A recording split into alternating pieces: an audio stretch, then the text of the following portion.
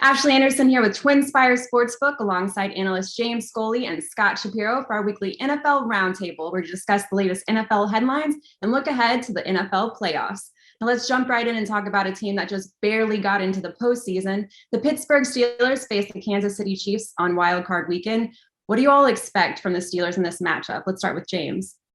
I expect Pittsburgh to play a lot better than they did 3 weeks ago. They went into Kansas City the day after Christmas and lost 36-10, and they were completely embarrassed that day. They were non-competitive. Since then, they had to win 2 games as underdogs just to make the playoffs. And in fact, in the last 6 weeks of the season, they won 4 games that went right down to the finish against Tennessee, twice against Baltimore and Cleveland.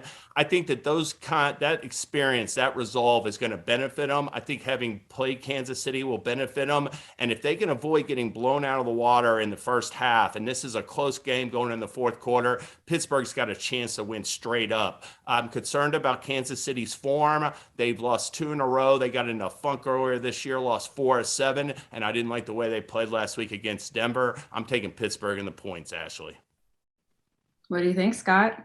I think James is crazy. I think this is a complete mismatch here. James referred to the game in week 16 where the Chiefs won 36-10.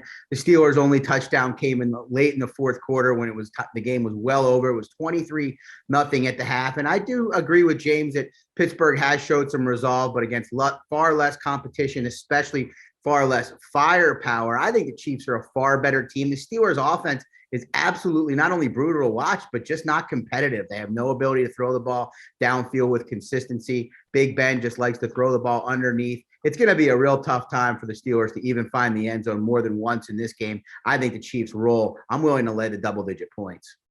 Yeah, I'm leaning towards Scott here. I mean, Travis Kelce wasn't even in that lineup in week 16.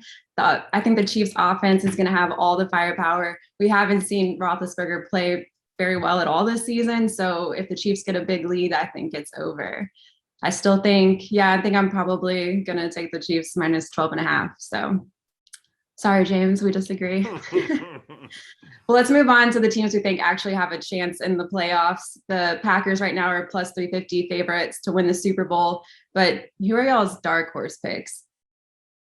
Yeah, Ashley, I think the 49ers are an interesting dark horse. They're a little bit trendy right now, but I've been on this team for some time now, and I don't know if they're going to get out of that first game against the Cowboys. I think that's an outstanding matchup where the Cowboys are just 3-point favorites. But I think if they do, they have the recipe to make a serious run. I'm a little concerned that they might regress a little bit off just an absolutely brutal game against the Rams where they had to come back down 17-0. But I think they've got 3 of perhaps the top 10 to 15 players in the game in Trent Williams, George Kittle, and Nick Bosa, along with Deebo Samuel, who's an absolute star at the receiver position / running back at this point. If they can get past the Cowboys, I think they have the recipe to beat anybody else along the way and make a run at the Super Bowl. Well, I think, just in the dark horse vein, I'm definitely thinking more so with the NFC teams because to me, every team in the AFC is imminently beatable. I look at Tennessee, Kansas City, Buffalo, even Cincinnati. They all have flaws. They're all vulnerable. I wouldn't give any of those teams more than a 33% chance of making the Super Bowl. It's hard for me to say any AFC team is a real viable dark horse.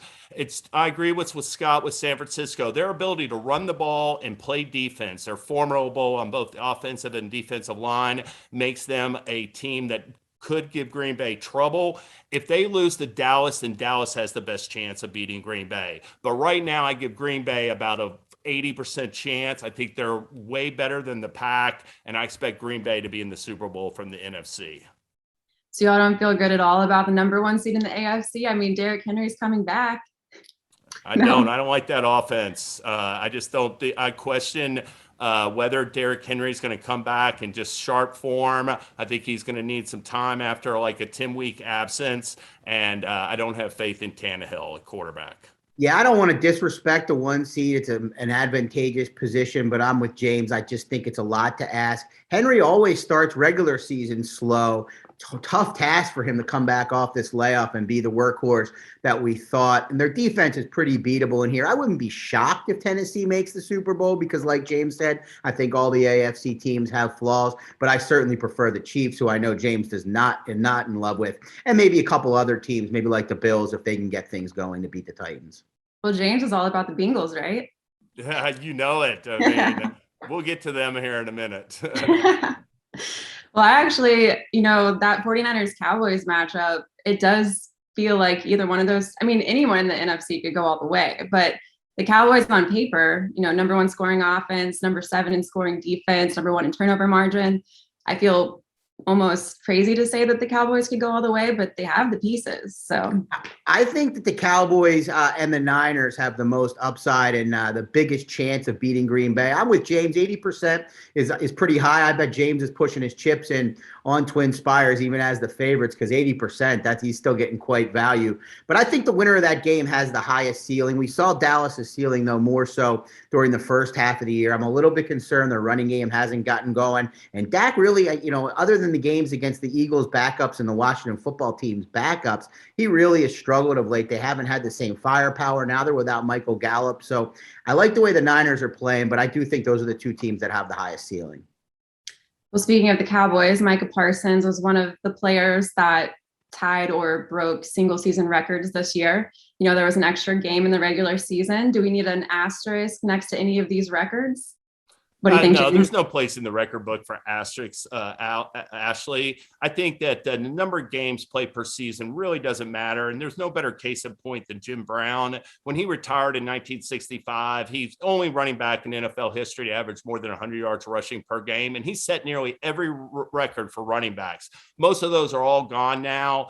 Jim Brown played in 12-game seasons. Nobody that played in a 14-game season or a 16-game season deserves an asterisk, and nobody in a 17-game season. So unequivocal no in my book, Ashley. What do you think? Well, I mean, I just think the whole record book thing has gotten tiresome. I mean, I know it's great for individual players, for their achievements in their life, but yeah, adding games on, whether there's an asterisk or not, it's certainly a different formula. James mentioned Jim Brown doing it with 14 games. Combined with, what's that? 12-game season. Yeah, sorry, 12-game season. But for me, it's to the point now where players get to the end of these seasons and they're within the record book and they make concerted efforts to throw the ball or give the ball to guys that, isn't really part of the game plan. So for me, the whole record book thing is worthy of keeping track of to an extent, but I just don't really care all that much anymore. Yeah, I think we're all in agreement here. And if there's really any point of contention, Jalen Waddle, he broke the receptions record for a rookie in 16 games, not 17. Jamar Chase, broke the rookie receiving record in 16 games, not 17. So I think there's no reason to really worry too much about an asterisk. All right, one more question before we head off to Wild Card Weekend. Which matchup are you most looking forward to this weekend? Scott? Yeah, I mean, for me, I know we talked about it a little bit, but I'm excited for all the games, but it's not even close. The Cowboys 49ers to me is a great matchup. It's a historic matchup that I know maybe James and I got to see a little more of than you, Ashley, growing up. We saw it in the 80s, then we saw it again in the 90s. And that's just a small part of it for me. I think these are two teams, as I mentioned, that have high ceilings. If they can get out of this game and can make a run, I absolutely love watching this 49ers team play football. They play with such passion. They run the ball hard. They're just a lot of fun to watch. And Dallas has a tremendous amount of firepower as well. So for me, I'll be really excited to watch that Cowboys-Niners game on Sunday. Yeah, and I mean, Dallas and San Francisco is an easy pick from the 6-game lineup. It is a compelling matchup. Excited to see what happens in there. But I do want to mention the Cincinnati Las Vegas Raiders matchup in the AFC. This Cincinnati team has not won a playoff game in more than 30 years. And I think that this game, a lot of people might think they're a year or two away or perhaps too young, but I think in the playoffs, all that stuff can go out the window. I think Cincinnati is playing better offensively than any AFC team. They need a strong showing against the Raiders. If they go out there and pound them on this weekend, I think that they got a chance to win the AFC title. And that's a game that will be really key for me to see if they can get it going in the postseason.